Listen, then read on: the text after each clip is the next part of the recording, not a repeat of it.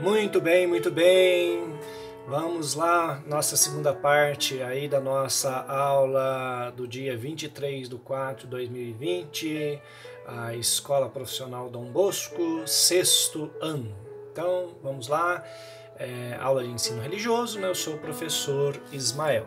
Então agora, usando aqui a aula com PowerPoint, para que você possa ir fazendo a pausa e as anotações necessárias aí no seu caderno para você ter registrado os pontos importantes aí da nossa aula de hoje, certo? Muito bem, então hoje nós estamos falando sobre religião e livros sagrados, certo? Religião, não no sentido simplesmente da definição da palavra. Religião vem do latim religare, que significa religar. Então a função principal da religião é religar o homem ao seu Criador, é religar o homem a um ser supremo. Esta é a função principal da religião, correto, meus queridos? Muito bem, então, vamos seguir em frente aí com a nossa aula. O que é religião? Olha aí quantos símbolos religiosos. Lembram-se que hoje nós vamos falar um pouquinho da religião no sentido de instituições religiosas, ou naquilo que eu já falei várias vezes com vocês em sala de aula, que nós chamamos de igrejas, certo?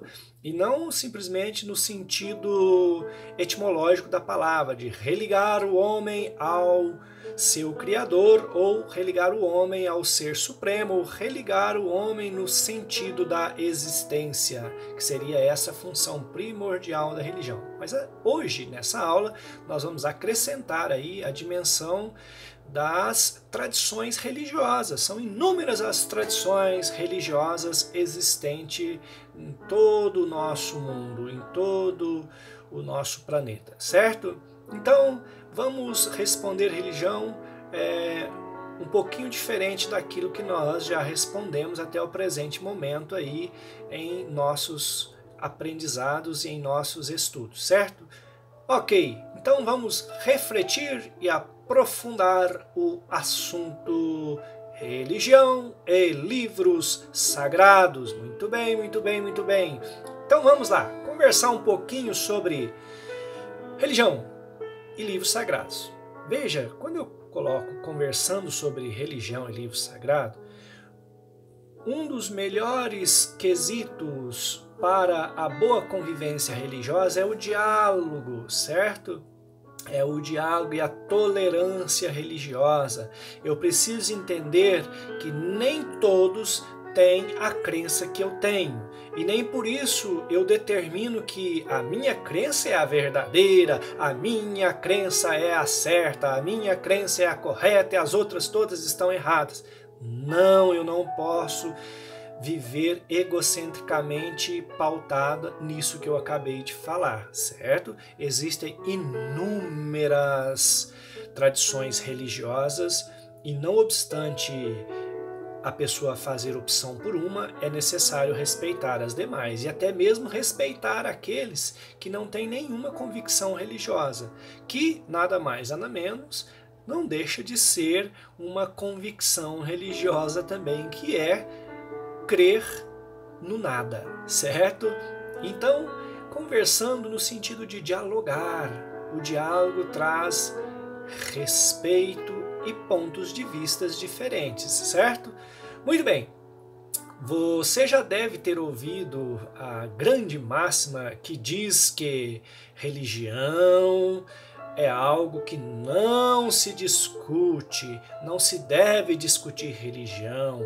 Outra coisa que não se discute é futebol, não se discute futebol, ou não se discute política. Então essa máxima, várias vezes, ela é utilizada, mas veja bem, nós devemos sim conversar sobre religião, devemos conversar sobre futebol e devemos conversar sobre política. Esses três assuntos são extremamente inseridos no cotidiano e na vida, sobretudo do brasileiro, quando se trata de futebol, certo?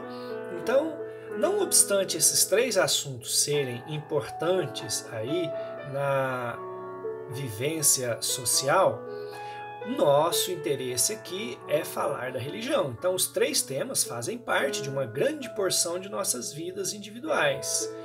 Grande porção no sentido de que toma um bom espaço da nossa vida aí a questão de religião, de futebol e de política.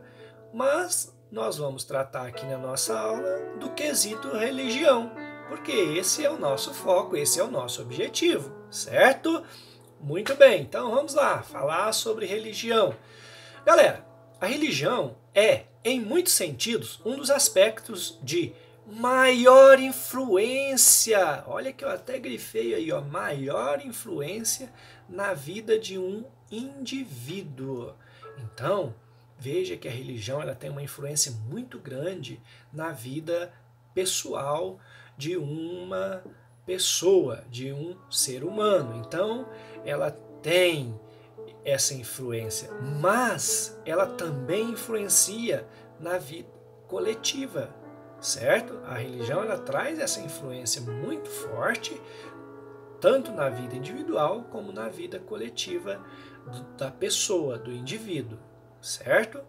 Muito bem, vamos continuar então conversando aí e aprofundando nossas reflexões. Lembrando que vocês podem, no decorrer aí do vídeo, pausar aí no seu aparelho para fazer as anotações, certo? E eu vou seguindo aqui as reflexões. Galera, como então definir religião? Como definir religião? Vamos lá? Lembrando que a definição agora não é simplesmente com base na questão etimológica da palavra religião, que vem do latim religare, certo? Então, como definir religião? De tantas formas. As delimitações da nossa convivência em sociedade são definidas a partir da nossa convivência familiar. Galera, então veja bem, uma das maneiras de definirmos aí, vamos focar aqui o slide do PowerPoint, está focado, muito bem. Então, uma das maneiras de definir religião está muito vinculada com a nossa convivência familiar. Nós trazemos de casa a base religiosa. Se nossa família professa uma fé X, é aquela fé que provavelmente vai me influenciar. Se minha família não professa nenhum tipo de fé, provavelmente eu vou ter pouca influência religiosa familiar. Mas, lembrando, a base religiosa, na maioria das vezes, salvo raríssimas exceções, ela vem a partir da nossa convivência familiar. E posteriormente, então, veja que primeiramente está relacionado com a nossa família, certo? Então, é a convivência familiar. É o primeiro ponto que nos influencia na definição de religião. Mas, em segundo lugar, nós temos aí também a influência da comunidade, onde nós fomos criados, onde nós convivemos, onde nós moramos, porque a comunidade tem lá os seus costumes que acabam nos influenciando também aí na definição daquilo que significa religião para mim, para você, certo? Então, convivência familiar e também a convivência comunitária, certo? Muito bem, então dessa forma, certos traços de nossa comunidade são interiorizados em nossa consciência, ou seja, nós vamos gravando em nossa mente, em nossa consciência, alguns traços, alguns costumes, alguns comportamentos da nossa comunidade, de tal forma que nós vamos nos tornando capacitados. Capacitados para quê? Para agir em nosso meio social. Ou seja, isso quer dizer que nós aprendemos a entender a nossa realidade e dar sentido às nossas ações de tal forma que o outro com o qual nos comunicamos também nos entenda. Então veja como é importante a convivência familiar e comunitária, né? Nós vamos aos poucos assimilando os comportamentos, os costumes, as tradições da nossa família, da nossa comunidade, e a gente começa a reproduzir isso e de certa maneira isso nos leva a comunicar com o outro e o outro vai me entender no meu jeito de ser, certo? Então, muitas vezes a pessoa ela tem um jeito de ser, um comportamento embasado na sua tradição religiosa, certo? Muito bem, uma das formas que nós utilizamos para isso, ou seja, para irmos assimilando os comportamentos religiosos, são símbolos que podem ser definidos pelas crenças, pelas nossas próprias crenças, né? Ou mesmo símbolos que já possuem sentido em si mesmo, né? Um sentido que foi construído de forma mais ampla na nossa sociedade. Quer ver um exemplo muito simples de um gesto simbólico? Um que eu lembrei aqui agora, que é muito interessante, é o sorrir, né? Olha quantas línguas a humanidade fala, mas não existe como você sorrir em inglês, sorrir em grego, sorrir em português, sorrir em aramaico. Não, o sorriso ele é igual em todas as raças, ou melhor, em todas as etnias, em todas as culturas, em todas as tradições, né?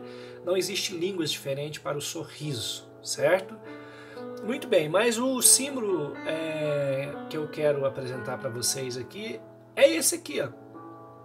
Veja que esse símbolo, sempre que a gente se depara com ele, a gente sabe, oh, legal, tudo bem, né? Estou bem, estou ótimo, tudo ok, joinha. Em contrapartida, esse símbolo diz que não está ok, que não está bom, que algo deu errado, que está complicado. Então o símbolo fala por si mesmo, quando você já conhece o significado dele. E assim são os símbolos religiosos, né? Um símbolo religioso que eu não tenho contato nenhum com ele, não tem nenhum significado para mim, certo? Então, os símbolos religiosos são importantes aí na nossa definição do que é religião, certo? Muito bem, vamos focar aqui, tá bom? Muito bem, focamos aí o nosso slide, vamos dar sequência. Bom, então tudo isso nós estamos falando sobre a questão aí da importância dos símbolos, né, que falam por si mesmo. Então como que isso afeta na nossa busca de definir o que é religião? Veja bem, para a gente definir o que é uma religião, nós precisamos antes entender que não podemos partir de noções individuais, pré-definidas e tendenciosas sobre a forma como se constrói a crença de um grupo. Assim sendo, não podemos tomar as características do cristianismo, por exemplo, como ponto de comparação sobre o que é ou o que não é uma religião.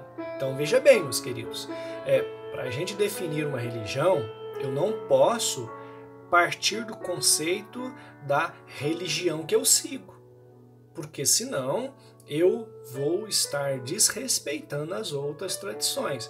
Por que eu usei aqui as características do cristianismo? Porque é uma das maiores religiões, né? Então, geralmente, por ser aí uma das grandes religiões, eu não posso estar definindo as demais religiões a partir das características do cristianismo, desrespeitando o jeito e o modo de ser de cada uma, certo? Então, o que não é religião? Antes de falar o que é religião, vamos entender o que não é religião. Precisamos, antes de entender que uma religião não está necessariamente ligada a uma crença monoteísta. O que é crença monoteísta? Então, gente, religião não significa algo que crê num único Deus. Crença monoteísta é acreditar em um único Deus. Então, isto é a existência de uma única divindade suprema. Então, eu não posso achar que religião é crer numa divindade suprema única, certo? Então isso não é religião. Religião não significa crer numa única divindade, tá certo? Além disso, uma religião não está necessariamente interligada a preceitos morais, ou seja, relacionada à questão de proibições, pode, não pode, isso é certo, isso é errado. Então, a ideia de que existe um Deus maior que está interessado em definir como que o ser humano vai pautar o seu comportamento na sociedade, individualmente, não existe em várias tradições religiosas. Então tem muitas tradições religiosas que não concebem aí a existência de um Deus que interfere no comportamento do ser humano, dizendo que é certo, que é errado e até mesmo castigando e vingando, certo? Nós não devemos também apontar que uma religião está sempre fundamentada sobre o mito da criação. Gente, tem muitas religiões que estão pouco se importando aí com a questão da criação do mundo, né? Embora uma grande parte se preocupe com isso, tá bom? Bem, por fim, nós não podemos definir uma religião apontando a busca pelo sobrenatural, deuses, espíritos, fantasmas, demônios, etc., como se fosse uma característica principal, uma característica chave para definir o que é religião. Por quê, galera? Porque existem religiões que se pautam na busca pela harmonia com o mundo, com a convivência imediata. Exemplo, né, o budismo, o taoísmo, trabalha pela questão do equilíbrio emocional, da harmonia com o mundo, certo? E não está aí preocupado com questões sobrenaturais. Ok, então o que é religião? As religiões carregam certos pontos em comum. O primeiro ponto em comum, até onde se sabe, todas as religiões possuem um conjunto de símbolos, né, que remetem ou são alvos de reverência e respeito. Então, as religiões, todas elas, não os mesmos símbolos, mas todas elas têm um símbolo sagrado, tem a questão também dos ritos, né? Veja aí, por exemplo, a questão do islamismo, né? Maomé foi o fundador do islamismo, certo? Ele nasceu em Meca em 570 d.C., morreu em Medina em 632 d.C., e ele que escreveu o livro sagrado Alcorão, né, que foi uma revelação do anjo Gabriel. O anjo Gabriel revelou o Alcorão para Muhammad, que é Maomé, e Maomé escreveu então o Alcorão. O peixe é um símbolo sagrado aí do cristianismo. A palavra peixe em grego escreve-se ictis. Então, formando um acróstico com a palavra ictis, dá a seguinte frase, né? Jesus Christos Rios Theos Soter. Traduzindo, Jesus Cristo, Filho de Deus Salvador. Esse é o significado do peixe para o cristianismo, né? Jesus Cristo, Filho de Deus Salvador. A cruz é um símbolo importantíssimo para o cristianismo, né? A inscrição INRI, que significa Jesus Nazareno, Rei dos Judeus, tá certo?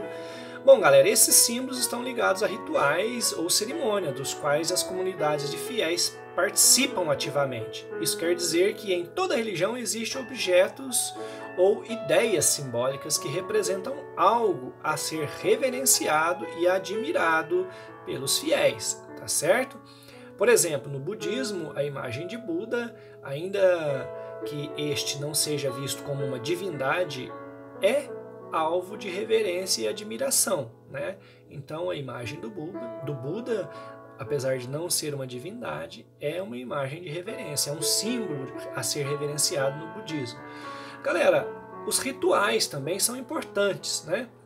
Eles podem ser diversos, de várias maneiras, com significado específico, né? As rezas, os hinos, as canções, os jejuns, enfim, cada qual traz aí um simbolismo dentro da sua tradição religiosa.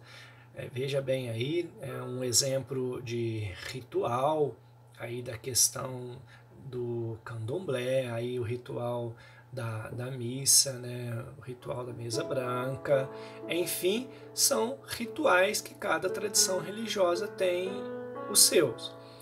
Agora, as religiões abraâmicas. Quais são as religiões abraâmicas? Muito bem, nós temos 3 religiões monoteístas consideradas abraâmicas. Então, as religiões abraâmicas são as religiões monoteístas cuja a origem comum é reconhecida em Abraão, certo? As 3 principais religiões abraâmicas são em ordem cronológica de fundação: o judaísmo, o cristianismo e o islamismo, tá certo? Muito bem. Concluindo então a primeira parte para iniciarmos sobre os livros sagrados. Veja bem, nós vimos que religião é algo que tem influência familiar, comunitária e social.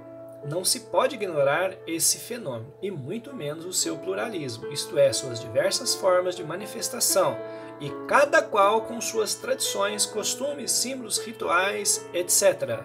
Muito bem, então vamos agora falar dos livros sagrados. Livros sagrados são conjuntos de textos que são considerados de inspiração divina ou recebido diretamente de Deus, né? Muitas vezes são reverenciados, e às vezes também são chamados de escrituras sagradas ou de sagradas escrituras ou simplesmente de escrituras.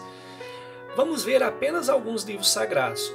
Os livros, ou melhor, o livro sagrado da primeira religião abraâmica, né? Então, veja bem, nós temos uma sequência das religiões abraâmicas sobre a questão do livro sagrado. Então, nós temos aí judaísmo, cristianismo e islamismo.